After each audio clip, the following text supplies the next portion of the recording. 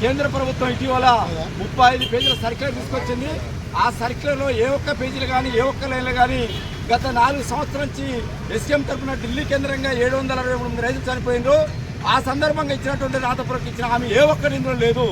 3 చట్టాలని దొడ్డిదారిని తీసుకురావడం కోసం ఇవాళ ప్రయత్నం చేస్తుండో దానికి నిరసనగానే ఇవాళ భోగి మంటలలో ఆ జీవో కాపీలు ఏదైతే 35 పేజీల జీవో కాపీలు ఉన్నాయో వాటి ఇవాళ సంయుక్త కిసాన్ మోర్చా మైపాద్ సమన్వయ కమిటీ ఆధ్వర్యంలో ఇవాళ దగ్ధం చేయడం జరిగింది. దీనికి 4 సంఘాల అధ్యక్షులుగా ఉన్నటువంటి వాళ్ళు అధ్యక్షత వహిస్తారు. కార్యదర్శులు కానీ పైబాధ్యులు కానీ మాట్లాడతారు. కాబట్టి అధ్యక్ష వర్గం ఈ యొక్క కార్యక్రమాన్ని ప్రారంభించాల్సిందిగా ఎస్కేఎం తరఫున కోరుతా ఉన్నాం. అఖిల భారత రైతు కూలీ సంఘ రాష్ట్ర కోశాధికారిని. ఈరోజు కేంద్ర ప్రభుత్వం ఒక నూతన కేంద్ర వ్యవసాయ మార్కెటింగ్ విధానాన్ని ప్రవేశపెట్టింది. దానికి వ్యతిరేకంగా ఇలా దేశవ్యాప్తంగా రైతాంగం ఎస్కేఎం ఆధ్వర్యంలో మొత్తం రైతు కూలీ సంఘాల నాయకత్వంలో ఆ జీవపత్రాలను దగ్ధం చేయాలని దేశవ్యాప్త ఇచ్చిన పిలుపులో భాగంగా ఈరోజు మహబూబాబాద్ జిల్లా కేంద్రంలో జీవపత్రాన్ని దగ్ధం చేయడం జరిగింది. ఈ సందర్భంగా కేంద్ర ప్రభుత్వం రైతాంగానికి రాతపూర్వకంగా హామీలు ఇచ్చింది.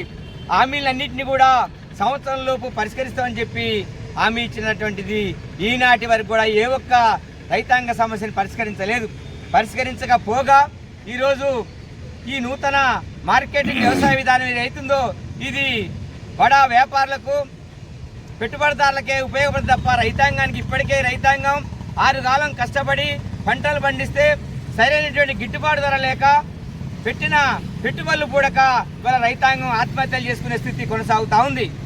ఇప్పుడు తీసుకొచ్చే జీవో ద్వారా ఇంకా రైతాంగం వ్యవసాయానికి దూరం కావడానికి మరి అవకాశం ఉంది. అందుకనే దీన్ని వెంటనే కేంద్ర ప్రభుత్వం ఉపసంహరించుకోవాలని చెప్పి దేశవ్యాప్తంగా రైతు సంఘాలు రైతు కూలీలు విజ్ఞప్తి చేస్తూ ఉన్నాయి. అది ఉపసంహరించుకొని ఎడల దేశవ్యాప్తంగా రైతాంగోద్యమం ఏదైతే మోడీ సర్కార్ని మెడలు వంచి 3 నల్ల చట్టాలని వెనక్కి తీసుకునే విధంగా 13 నెలల పాటు ఢిల్లీ సరిహద్దుల్లో మొక్కవోని ధైర్యంతోని పట్టుదలతోని దేశవ్యాప్తంగా అంతర్జాతీయంగా కూడా ఒక గుర్తింపు పొందినటువంటి ఒక పోరాటానికి తలొగ్గినటువంటి ప్రభుత్వం మరి వాటిని మర్చిపోయి వాళ్ళ మరి ఇట్లాంటి రైతాంగ సమస్యలు ఏ ఒక్కటి కూడా పరిష్కరించకుండా రైతాంగానికి వ్యవసాయాన్ని దూరం చేసేటువంటి కార్పొరేట్లకు వ్యవసాయ రంగాన్ని కట్టబెట్టే విధానాల్ని దొడ్డిదారిన తీసుకొచ్చేటువంటి ప్రయత్నం చేస్తూ ఉంది. వాటి అన్నింటినీ కూడా ఉపసంహరించుకొని రైతాంగానికి ఇచ్చిన హామీల్ని అమలు చేయాలని చెప్పి సందర్భంగా డిమాండ్ చేస్తా ఉన్నాం. తీవ్రమైనటువంటి వైఫల్యం చెందినటువంటి పరిస్థితి ఉంది. రైతులు తమ సమస్యల్ని పరిష్కరించాలని కోరుతూ గత 2 సంవత్సరాల నుంచి తీవ్రమైనటువంటి నిరాహార దీక్షలు కొనసాగిస్తున్నటువంటి సందర్భం రైతాంగం మొత్తం కూడా దేశవ్యాప్తంగా చూస్తున్నటువంటి పరిస్థితి ఉంది.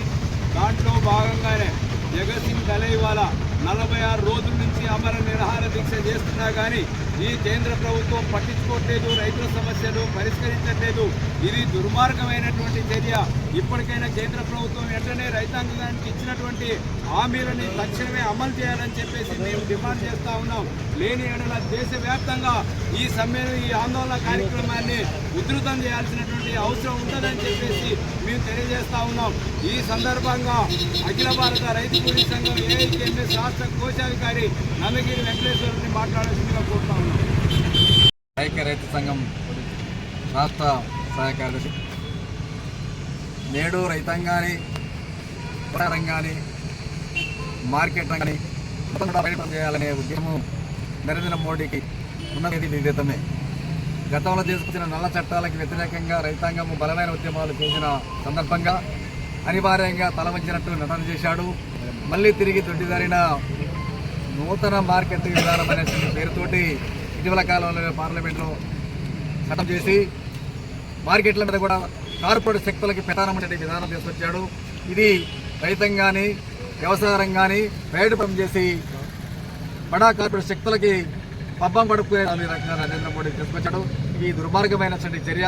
ఈ చర్యని ఖండిస్తూ ఎస్కేఎం ఇచ్చిన పిలుపులో భాగంగానే మన ఈ కార్యక్రమాన్ని హైదరాబాద్లో మైపాద్ సెంటర్లో నిర్వహిస్తున్నాం. ఈ చట్టాలని ఉపసంహరణ చేసుకోకుండా ఉన్న నేపథ్యంలో భోగి మంటల్లో పత్రాలు ఎట్టదే దగ్గరమైనవో రానున్న కాలంలో నరేంద్ర మోడీ కూడా అదే గది పడతారని చెప్పి హెచ్చరిస్తున్నాం. కావున తక్షణమే ఈ నల్ల చట్టాలు మార్గంలో ఏదైతే నూతన మార్కెట్ విధానం తీసుకొచ్చారో దాన్ని ఉపసంహరణ చేసుకోవాలని చెప్పేసి డిమాండ్ చేస్తూ ప్రభుత్వానికి రకంగా హెచ్చరిస్తున్నాం.